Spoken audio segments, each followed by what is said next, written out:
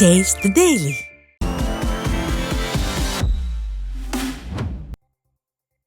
விருதுநகர் மாவட்டம் ஸ்ரீவில்லிபுத்தூர் அருகே பிளவக்கல் பெரியார் அணையில் உள்ள பூங்கா சிதிலமடைந்துள்ளதாக அதிமுக சட்டமன்ற உறுப்பினர் குற்றம் சாட்டியுள்ளார்.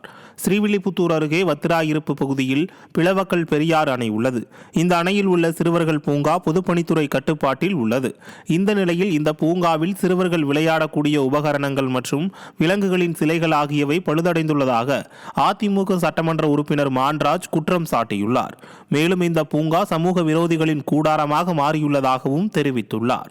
எனவே விடியா திமுக அரசு பூங்காவை சீரமைப்பதுடன் பூங்காவிற்கு செல்ல மக்களுக்கு அனுமதி அளிக்க வேண்டும் எனவும் வலியுறுத்தியுள்ளார். திருப்பூர் மாவட்டம் பல்லடம் அருகே காட்டுக்குள் சிதறி கிடந்த ஊசி மற்றும் மருத்துவ கழிவுகளை கண்டு பொதுமக்கள் அதிர்ச்சி அடைந்தனர். கரைப்புதூர் பகுதியில் உள்ள காடு ஒன்றில் குவியலாக மாத்திரைகள் மற்றும் ஊசியுடன் சிரஞ்சி என மருத்துவ கழிவுகள் கொட்டப்பட்டுள்ளது. ஊசி, மருந்துகள், மாத்திரைகள் போதைக்கு பயன்படுத்தப்பட்டனவா? கொட்டியது யார்? மது, கஞ்சாவை கடந்து தற்போது திருப்பூரில் போதை ஊசிகள், மாத்திரைகள் அதிகமாக புழக்கத்தில் உள்ளனவா எனவும், விடியா ஆட்சியில் போதை கலாச்சாரம் அதிகரிப்பால் இதுபோன்று நடைபெறுகிறதா எனவும் பொதுமக்கள் பல்வேறு கேள்விகளை எழுப்பியுள்ளனர்.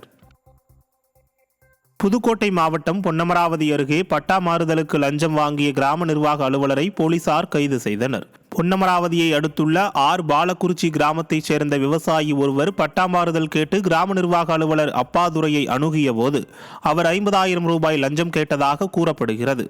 இது குறித்த புகாரின் பேரில் லஞ்ச பணம் வாங்கிய கிராம நிர்வாக அலுவலர் அப்பாதுரையை கையும் களவுமாக கைது செய்த லஞ்ச ஒழிப்பு போலீசார் விசாரணை நடத்தி வருகின்றனர். விடியா ஆட்சியில் அரசு அலுவலகத்தில் லஞ்சம் தலைவிரித்தாடுவது இதன் மூலம் வெளிச்சத்திற்கு வந்துள்ளது. ராமநாதபுரம் மாவட்டம் பாம்பன் பகுதியில் கடல் 200 மீட்டர் உள்வாங்கியதால் பொதுமக்கள் அதிர்ச்சி அடைந்தனர். சின்னப்பாலம், தோப்புக்காடு கடல் பகுதிகளில் வழக்கத்துக்கு மாறாக சுமார் 200 மீட்டருக்கு மேல் கடல் உள்வாங்கியது. இதனால் அந்த பகுதியில் அரிய வகை பவளப்பாறைகள், நட்சத்திர மீன்கள், கடல் அட்டைகள் உள்ளிட்டவை கடலிலிருந்து வெளியில் தெரிந்தன.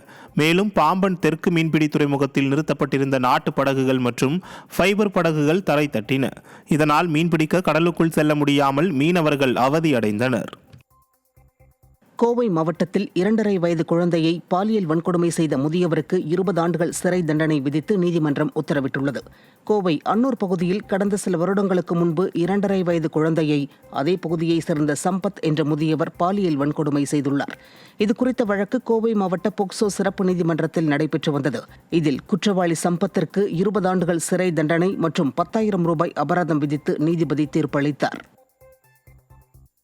அரியலூர் மாவட்டம் செந்துறை அருகே குடிநீர் தொட்டி அருகில் துணி துவைத்துக் கொண்டிருந்த பெண் மின்சாரம் தாக்கி பரிதாபமாக உயிரிழந்தார். செந்துறை அருகே உள்ள ஈச்சாங்காடு கிராமத்தை சேர்ந்த கொளஞ்சியப்பன் என்பவரது மனைவி வளர்மதி அப்பகுதியில் உள்ள குடிநீர் தொட்டி அருகில் துணிகளை துவைத்துக் கொண்டிருந்துள்ளார். அப்போது அங்கிருந்த மோட்டாரின் சேதமடைந்த மின் வயரில் கைப்பட்டுள்ளது. இதில் மின்சாரம் தாக்கி வளர்மதி சம்பவ இடத்திலேயே பரிதாபமாக உயிரிழந்தார். திருச்சி மாவட்டத்தில் பட்டா பெயர் மாற்றம் செய்ய மளிகை கடைக்காரரிடம் லஞ்சம் வாங்கிய நில அளவையாளர் சிக்கினார். திருச்சி சுப்பிரமணியபுரத்தை சேர்ந்த முனியப்பன் என்பவர் மளிகை கடை நடத்தி வருகிறார். இந்நிலையில் இவர் கொட்டப்பட்டு கிராமத்தில் உள்ள தனது இடத்தினை உட்பிரிவு செய்து பட்டா பெயர் மாற்றம் செய்ய திருச்சி கிழக்கு வட்டாட்சியர் அலுவலகத்தில் விண்ணப்பித்துள்ளார். இதையடுத்து மனையை உட்பிரிவு செய்து பட்டா பெயர் மாற்றம் செய்து வழங்க நில அளவையாளர் முருகேசன் 15,000 ரூபாய் லஞ்சம் கேட்டுள்ளார். தொடர்ந்து முனியப்பனிடமிருந்து நில அளவையாளர் லஞ்சம் பெற்றபோது லஞ்ச ஒழிப்புத்துறையினரிடம் கையும் களவுமாக சிக்கினார். விடிய ஆட்சியில் அதிகாரிகள் அதிக அளவில் ஊழலில் ஈடுபடுவதாக பொதுமக்கள் குற்றம் சாட்டியுள்ளனர்.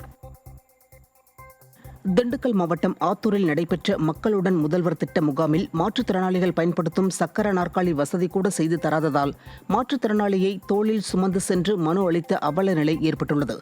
ஆத்தூரில் மக்களுடன் முதல்வர் திட்ட முகாம் நடைபெற்றது. இந்த முகாமில் மாற்றுத்திறனாளிகளுக்காக சாய்வு தள வசதியும் சக்கர நாற்காலி போன்ற வசதிகளும் செய்து தராமல் அதிகாரிகள் அலட்சியத்துடன் செயல்பட்டனர்.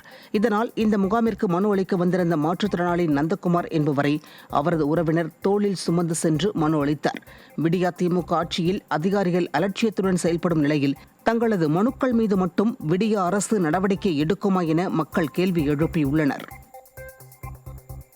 தஞ்சாவூர் மாவட்டம் பாபநாசம் அருகே மூங்கில் மர சருகுகளை எரிக்கும்போது ஏற்பட்ட தீ விபத்தில் 3 வீடுகள் எரிந்து நாசமாகின.